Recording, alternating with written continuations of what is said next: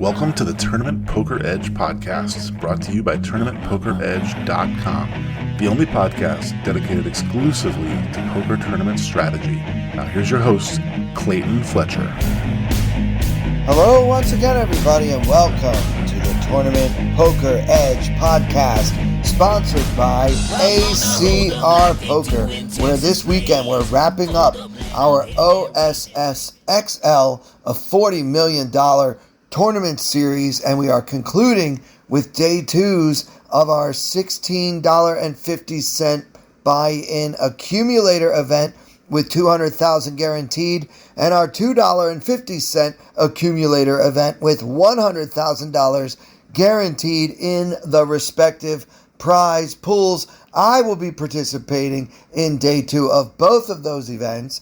At one point, I had a top 10 stack in the $2 event, but at this point, I think I'm down around 50th place or whatever, because I haven't really been playing that much lately. But I'm very excited for these day twos this coming Sunday, September 29th, and also at 6 p.m. Eastern Time, the TPE free roll. And I hope that you guys, at least some of you, will be there and able to join in on the fun on ACR Poker. My name is Clayton Fletcher, and I am in harmonious, untroubled New York City. Happy to be bringing you yet another episode of the longest running strategy podcast in poker podcasting history from the Big Apple, where the worst mayor ever is currently facing federal charges for accepting $10 million worth of bribes, basically.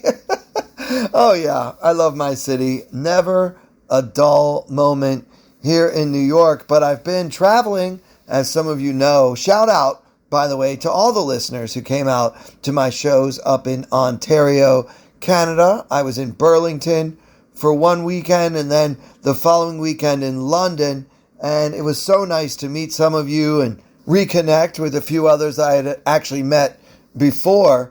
But yeah, if you didn't make it to my shows up in Canada, I've got another event I want to let you guys know about. I am going to be in Raleigh, North Carolina, one night only, Thursday, October 24th at 8 p.m. I'm going to be appearing at the Lone Rider Brewing Company. Some of you know this, but your friend and mine, Twitch legend and Tournament Poker Edge head honcho himself, Derek Killingbird Tenbush, is the owner of the aforementioned Lone Rider Brewing Company, where I will be performing on October 24th at 8 p.m., but the big guy can't make it, guys. Derek will not be there. I hope that doesn't stop you from coming.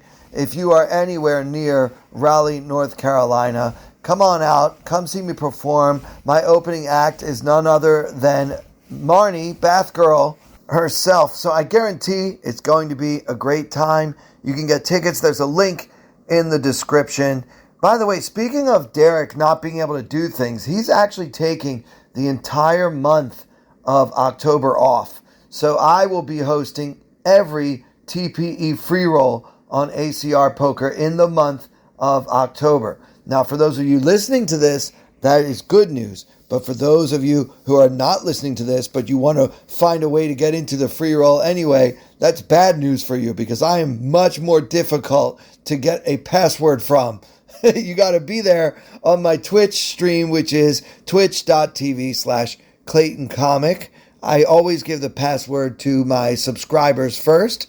So if you subscribe to the stream, you'll definitely get in and have a shot at your share of the $1,000 prize pool absolutely free. Now, I can't guarantee there will be as much drinking on these live streams, but I promise a good time, and there is some chance that I will get a Taylor Swift poster for my boring white background wall.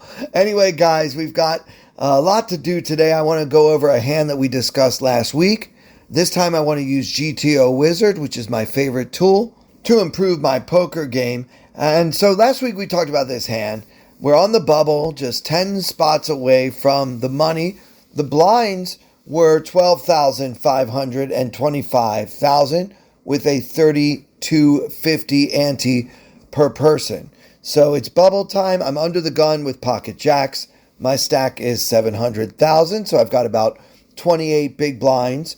And the average stack is about 1 million, so I'm not doing particularly well. I'm about 30% below average, if my math is correct. I'm at a 7-handed table. Pocket jacks, obviously going to open this. I made it 50,000, just a min raise here. And my nemesis, the guy that I said keeps owning me, decides to call. He's in position in the cutoff. He's got us well covered with 1.1 million. Now, in reality, the big blind also came along and eventually folded on the flop. But for the purposes of running this hand through the solver, we pretended that the blinds did fold. So checking the line here, the wizard obviously opens with pocket jacks. It's a 100% open, of course. And now with 185,000 in the middle, hero with 650 in the stack, an SPR of right around 3.5. The flop comes queen of clubs, 10 of diamonds, 8 of diamonds, and we've got pocket jacks with no diamonds. I decide to check over to the caller who has position on us, and this talented opponent who always manages to find a way to crush my soul and my heart and my dreams bets 75K into 185, so right around 40% pot there. And I made the call out of position. So checking the line there, GTO Wizard checks to the caller about 60% of the time. And the rest of the time when we are betting, we are favoring a smaller sizing, maybe just a blind and a half, very rarely mixing in other sizes. So yeah, checking is good, 60% check. Facing a half pot bet like the one we did face here, well, we actually faced a 40% bet, but the options on GTO Wizard don't include that sizing. With these stacks the way they are, you either want to bet 25% or 55% or overbet the pot. Those are the sizes that the Wizard uses depending on the situation. So closest to the amount that my opponent chose is half the pot. So we will look at this hand assuming half the pot instead of 40%. It's not a huge difference anyway, of course. But facing a sizing like that, the solver calls 100% of the time with pocket jacks. All combos of jack-jack are a 100% pure call. So we can move on to the turn. And so far, I'm feeling pretty good about the way I'm playing the hand. And the turn came the 6 of diamonds, which put 3 diamonds on the board. The pot was now 335, and we had about 575 remaining in Hero's stack. I decided to check once again. An opponent bet about 1/3 of the pot. Actually, I'm wrong. It was 135 into 335, which is closer to 40% again. I made the call. The solver pretty much always checks this card like I do, although 2% of the time you do mix in like a pot-sized bet just to, I guess, throw off the scent or something.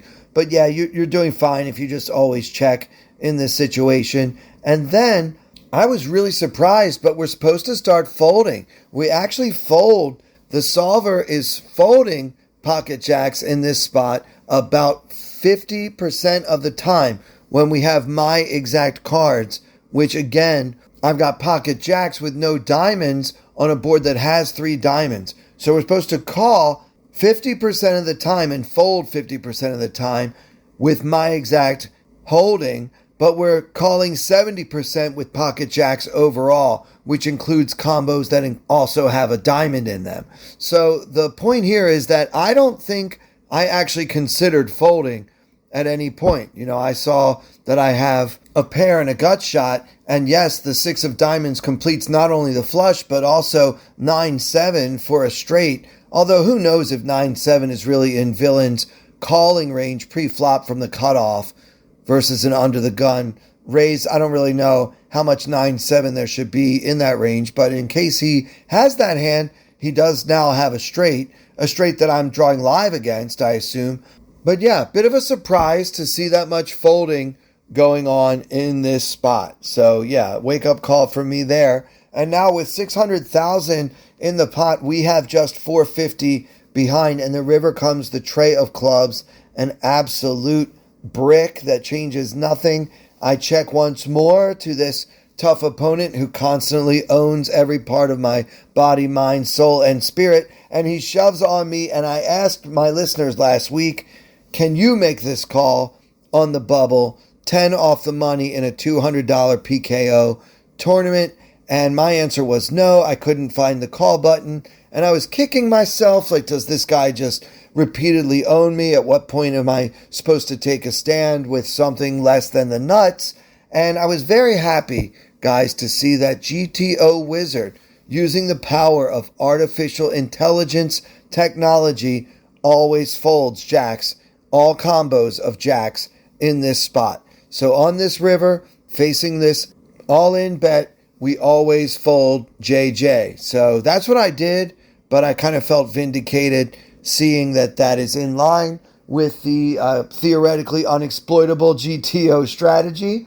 And if you guys are interested in learning more about such strategies, I have a great deal for you. It's actually an affiliate link. You click the link in the description of this podcast, and then you can get 24 hours unlimited access to all of GTO Wizard's features. And then when you're ready to purchase, you'll actually save 10% because you originally registered using our affiliate link, which is gtowizard.com/p/TPE. Just click the link in the description and sign up for GTO Wizard today. All right, let's do one more hand from this tournament, and then I think I can say goodbye to this $215 PKO 8-max special with $300,000 guaranteed as played on ACR Poker. Let's fast forward to the 15K, 30K level, 37.50 ante per player.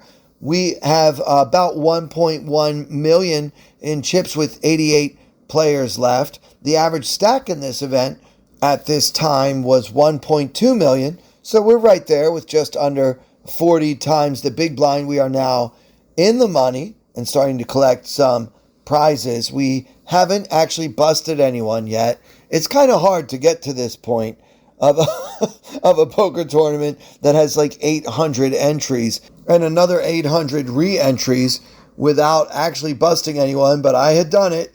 And here we were with an average stack with 88 players left, despite not having sent a single opponent to the showers, at least not yet. In this hand, the action folded to the cutoff, and he is a player we talked about a little while back at this table. There were a couple of really tough players at this table. He wasn't one of them.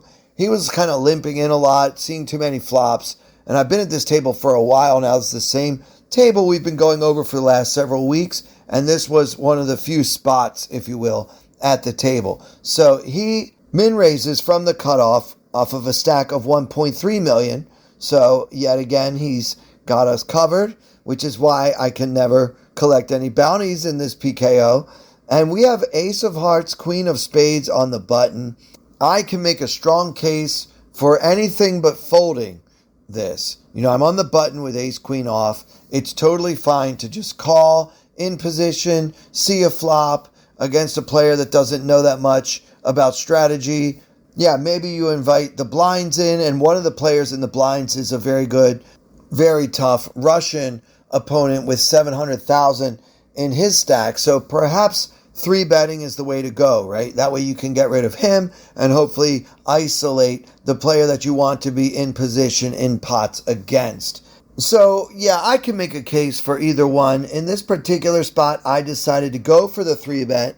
I made it 175 to go. The blinds folded, and our original raiser decides to call. Now, my sizing is a little bit on the small side here, not quite 3 times the original raise. Part of that is because I'm in position, and I really don't mind taking a flop against this opponent.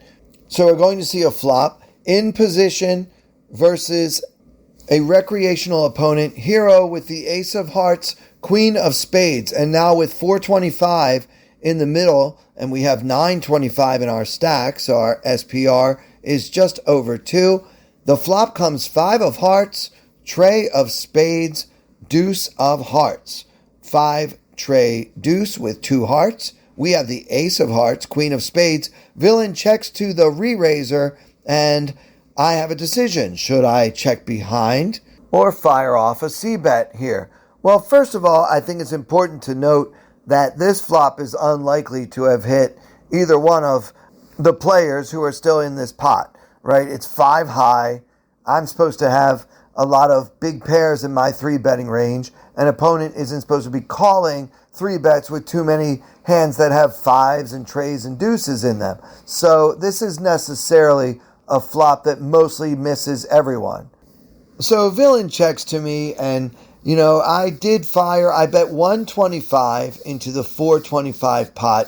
And looking back on it, I really don't know what this bet accomplishes, right? If he's got a pair, if he's got something like pocket 4s, he's open-ended. If he's got something like pocket 7s, he's never going to fold for one bet here. And do I really have enough chips to get him to fold a quote-unquote overpair on this 5-high flop? Especially if he's got a heart in his hand, it's going to be hard to get him to fold for one bet. Really, he shouldn't. I'm sure the solver wouldn't. So what am I really getting rid of? Mostly hands that I'm already beating, like ace jack, king jack, whatever, king queen, whatever, hands like that. And we really don't gain all that much by folding those hands out. If I had a chance to play this hand over again, I would put this into my check back range. Maybe do a delayed C-bet if I pick up a flush draw on the turn, or if one of the cards pairs, maybe I can start firing and firing again on the river in that scenario. But yeah, it just doesn't feel like a great spot for a C-bet. Even though I did 3-bet pre-flop, that doesn't mean you have to necessarily continue showing strength on the flop. So I did bet 125. Villain called, and now with 675 in the middle, hero with 800k in the stack, the turn comes the 9 of hearts, which, yes, does give me the ace high nut flush draw, along with my gut shot to the wheel and my 2 live overcards. Well, I hope they're live anyway. So we've got a lot going on, and I'm ready to bet again when all of a sudden the out of position player, my opponent in the hand, wakes up and fires 200,000 into a pot of 675. So I don't know. Are we just supposed to raise him here and try to get all in? What is he doing this with? It's very hard to do any hand reading. I don't think that Villain's bet actually makes a lot of sense. I mean, I have the ace of hearts, so if he has a flush, what flush does he have? King, queen of hearts, I guess could have played this way, calling the 3-bet from out of position. Similar hands, perhaps, but I'm not sure at this stack depth whether that's even advisable in the first place. So I was really flummoxed, a bit bewildered by this bet, and I wasn't sure what to do. I thought about raising, but then you wonder, what do you do if he shoves? I guess you have to call, given that you probably are getting the right price at that point. You know that your heart draw must be live, and you know that your opponent shouldn't have that many flushes anyway, so maybe it's just time to go with it. I don't know.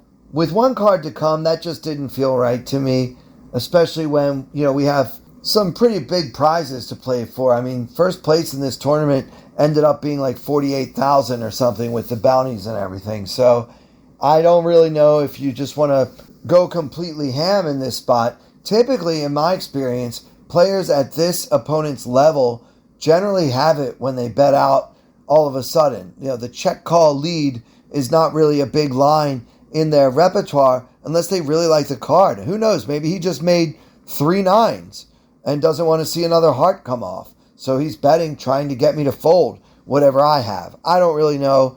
I made the call, and I'm not sure what else I was supposed to do in that spot. I made the call, and I just wanted to see one more heart, but instead, the river came the 9 of diamonds for a final board of 5 of hearts, tray of spades, deuce of hearts, 9 of hearts, 9 of diamonds. And now with almost 1.1 million in the middle, I only have 600,000 in my stack, and my opponent checks. So do we stick it in here with ace queen high with the ace of hearts, knowing that we block that nut flush? I don't know. If you're going to do that, I'd rather see a king on the river, or at least a jack or something. Like, of the cards that don't give me a pair. I think this 9 pairing the board is one of the least scary for villains. So when he checks here, I'm not really sure it's with the intention of folding to a river bet unless ace queen is already good. So I don't really see much value in trying to turn my hand into a bluff. I felt like I had a little too much showdown value at this point to actually turn ace queen into a bluff. And I really was confused about what he could possibly have. Why did he wake up and bet on the turn and then not bet on the river? Who knows? Who cares? I checked behind and lost to pocket sixes, including the 6 of hearts. So he flopped an overpair with a gut shot, turned a flush draw that wasn't any good, but it was good enough for him to bet.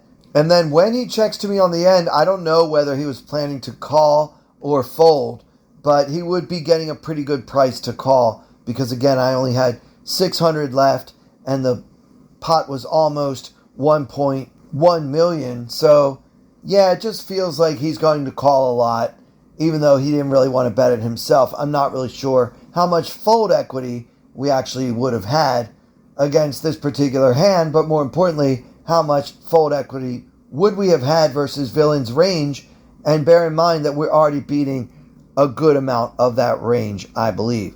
Let me know what you guys think about this hand. You can sign up for the TPE Discord absolutely free, or just communicate on Twitter at Clayton Comic and give me your thoughts about this hand. Guys, if you're not yet playing on ACR Poker, it's time to sign up. You can get a first-time deposit bonus of 100% up to $2,000 just by clicking the link in the description of this podcast episode and using the promo code TPE. That'll do it for this episode. Hope to see some of you on ACR Poker this weekend, and of course, throughout the month of October when I will be taking over the TPE free roll. And for everyone here at Tournament Poker Edge, with special thanks, as always, to our very generous sponsor, ACR Poker, I'm Clayton Fletcher.